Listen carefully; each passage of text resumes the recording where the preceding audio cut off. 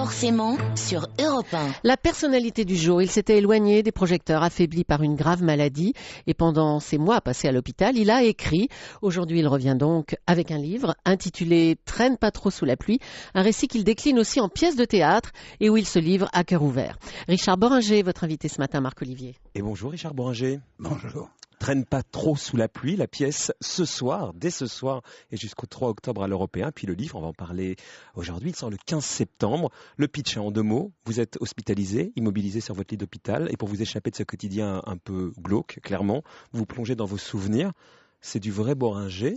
Comment ça va ce matin Richard ? Ça va très très bien. Ouais, en forme d'attaque pour être sur scène ce soir ? Mais la scène, ça donne des ailes. Hein. Tu peux être complètement niqué le matin et puis juste la proximité de cette scène, de cette brûlure, parce que ça remplacera toujours tout pour moi. La scène, c'est tout de suite. La vérité. La vérité, quoi. Ouais. Est-ce que si ça va bien ce matin, c'est justement parce qu'il y a la scène et parce qu'il y a le livre, on va y venir, au livre, qui a permis de remonter une pente d'une certaine manière ? Ah bah oui, évidemment, tout ce qui peut me permettre d'exister avec le sourire et avec le désir, avec la passion des choses, c'est du bonus. Oui. J'ai une phrase. Les draps sont jaunes, le lit électrique, la sonde dans la bite, le goutte à goutte des bons produits du docteur, la télé qui marche pas, la télé dans le ciel noir. L'écriture, vous avez écrit ce livre, Traîne pas trop sous la pluie, à l'hôpital sur le lit ? J'ai écrit les 40 premières pages, oui. Et c'était important de prendre la plume tous les soirs ou tous les jours ? Ben, si je le fais, c'est que ça me paraît. Mais est-ce que c'était un peu genre une bouée pour pas s'enfoncer, pour pas couler ? Non, c'est pas une bouée pour pas s'enfoncer.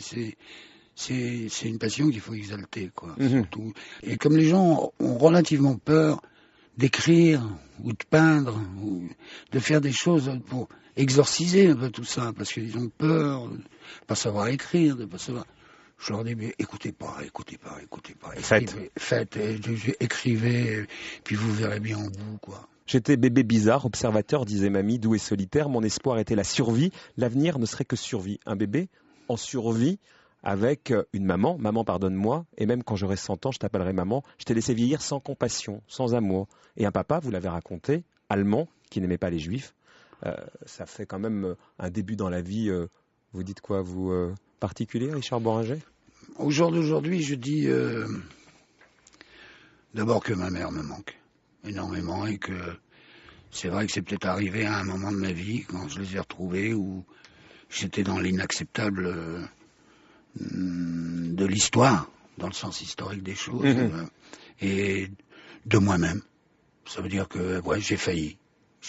Dans le livre, il y a plein d'autres choses, notamment la maladie. On le sait, vous souffrez d'une hépatite C. Tout d'abord, vous avez été hospitalisé, puisque c'est tout au long du livre. Et puis dans l'actualité, un soir d'août 2009, vous disparaissez de votre domicile à Hyères, en PACA, et vous êtes retrouvé le lendemain déshydraté. Aussitôt, vous êtes transporté dans un hôpital du Var. Qu'est-ce qui vous est arrivé ce soir-là ? Une errance. Je ne m'étendrai pas là-dessus. Une errance qui vous a amené à l'hôpital, et petit à petit, vous avez retrouvé le chemin de la vie. Oui. Sans rentrer dans les détails, quand vous vous étendez pas là-dessus, c'est quoi ? C'est trop de mauvais souvenirs ? Là aussi, il y a une impudeur à cet acte. Donc, tant de gens souffrent quotidiennement du manque de vie, du manque de rayonnement, du manque de l'eau.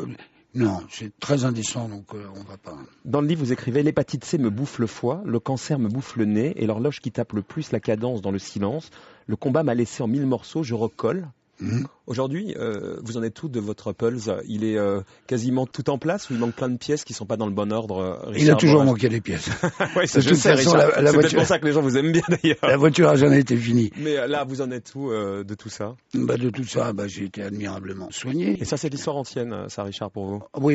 Et puis, la souffrance de mes amis qui sont dans le grand aéronef céleste maintenant. Ouais, ça vous écrivez, Philippe Léotard est aux commandes, secondé par Claude Nougaro. Nougaro écrit sur le mur blanc. Puis après, il y a Bernard Giraudot qui est parti pour l'été. Donc, je veux dire, ne serait-ce que pour continuer continuer un petit peu à ma manière la lutte de Bernard et d'autres des inconnus, des anonymes. Je dis, faites-vous soigner. Allez-y, parce que sans ça, personne autour de vous ne va vous reconnaître, et même vous ne vous reconnaîtrez pas. Donc, Et donc aujourd'hui, vous êtes d'aplomb, quoi.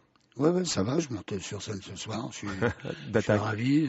Vous avez jamais pensé, de temps en temps, puisqu'on sait qu'on peut être attiré par la mort, vous avez jamais été attiré par passer de l'au-delà, aller les retrouver, les Léotard, Nougaro et puis peut-être Bernard? Mais ça, bien avant, en môme, j'y ai souvent pensé, mais je suis trop attaché à la vie, et puis je suis trop attaché à la vie des autres. Ça veut dire quand même qu'il y a une décence, quoi. La vie m'a quand même donné beaucoup de belles choses. Notamment une petite fille. Oui, mais une petite fille, une famille, je veux dire, un petit garçon. Non, il y a trop de choses. Voilà. C'était un manque d'appétence, peut-être, un des moments de mon existence. Quel âge vous avez, Richard? J'avais sur 69 ans. Ah ouais, quand même. Ah ouais. Ouais, donc c'est l'âge de la maturité pour le coup. Mais l'âge également où on réagit toujours à l'actualité, ça on se refait pas. Quand par exemple on expulse des Roms, vous ça doit pas vous plaire ça? Ça me plaît pas du tout, non. Je veux dire, c'est la façon dont on fait les choses qui me plaît jamais. Je peux très bien comprendre, mais pas cette brutalité-là, pas casser des maisons, des caravanes, j'appelle ça des maisons, où des enfants sont certainement nés, où des mamans allaitaient, où il y a l'intimité je veux pas péter les trucs comme ça, quoi.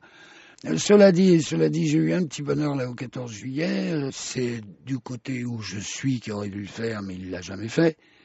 C'est quoi ça? Donc c'est du côté d'où je ne suis pas qu'il l'a fait, qui a fait défiler les armées africaines sur les Champs-Élysées. Ouais. Et ils ont décidé de payer les retraites d'anciens combattants. Bon, il en reste plus beaucoup, il en reste 30 000. Mais ce jour-là, c'est vrai que mon cœur a battu et que je dis... L'homme n'est pas si mauvais. Pourquoi est-ce que ceux qui se prétendent de gauche, je devrais être de cette famille, quoi. Merde.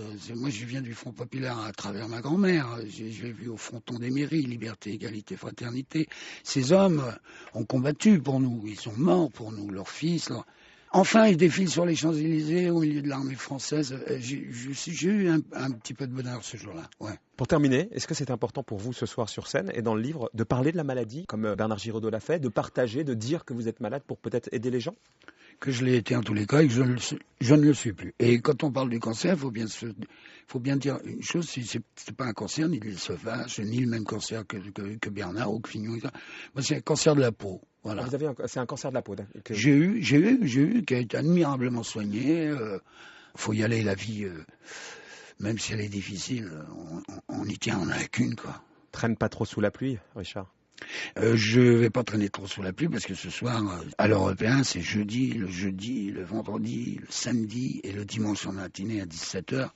Ça pendant un mois. L'Européen, c'est un endroit magique, place Clichy là-haut. C'est un endroit où j'allais avec le groupe Aventure. Ça bouge là-haut.